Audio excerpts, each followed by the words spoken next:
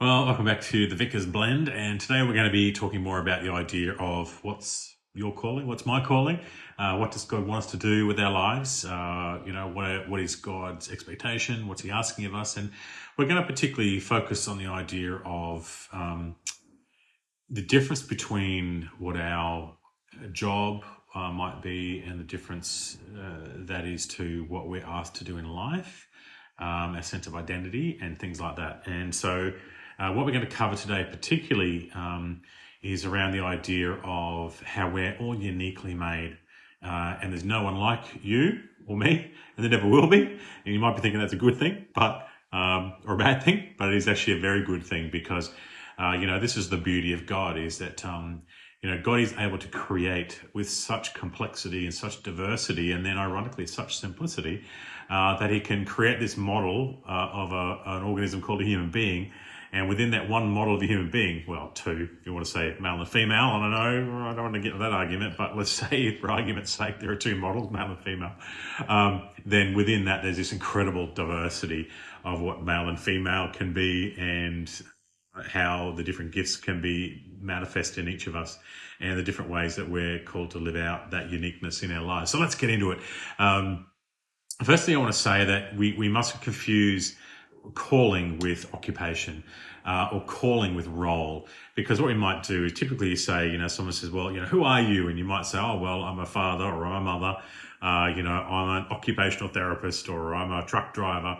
And so we can tend to limit ourselves and to stop thinking about what our identity is based on our roles we play or our occupations. And the same is true of calling. I say, what are you called to? Oh, well, I'm called to be a teacher, or I'm called to be a doctor, or I'm called to be a floor sweeper. But that's not your calling. Firstly, our calling is to love the Lord our God with all our heart, mind, soul, and strength, and to love our neighbour as ourselves. That's a calling, and we're all called to that. That's not unique to any of us. That's all of our calling. But there are unique callings to each of us, and it can be according to spiritual giftedness. It can be according to physical giftedness.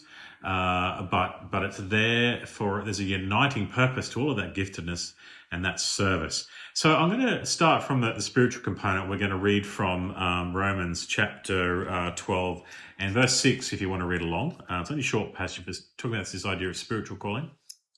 So Romans chapter 12, verse 6, we have gifts that differ according to the grace given to us.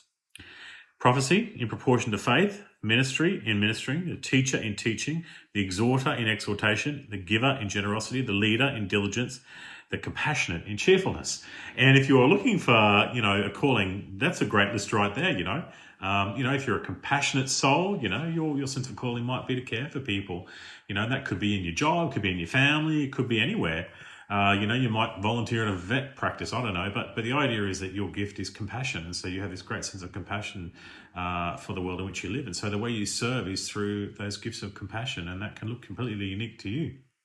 People say, oh, I don't know what my gifts are. Well, you actually do. We all do, and you just have to look at where you naturally gravitate, where your natural sense of energy is, and what gets you out of bed, or what makes you feel good about yourself, or makes you feel good about the world in which you live. And if you are a compassionate soul, I work with a lot of people end up caring for the elderly and caring for the sick, and those are people who have a very natural gift of compassion, and you don't have to convince them to be compassionate. They're amazing. They put me to shame sometimes. I have a gift of compassion, but I tell you what, it's nowhere near as big as some people that I encounter. They blow me away.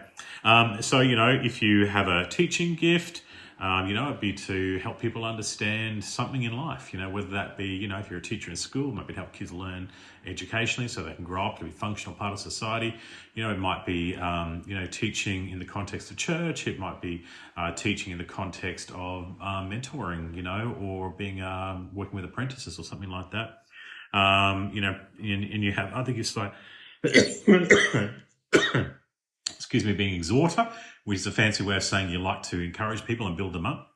And I know it's one of my gifts, and I just do it naturally whenever I'm working with people. It doesn't matter what context, church, home, family, workplace. I just love building people up. I naturally encourage them.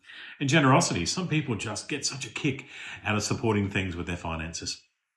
So these are the wonderful gifts that God gives. And I'm going to run out of time, so I'm going to do a second video on this and link it.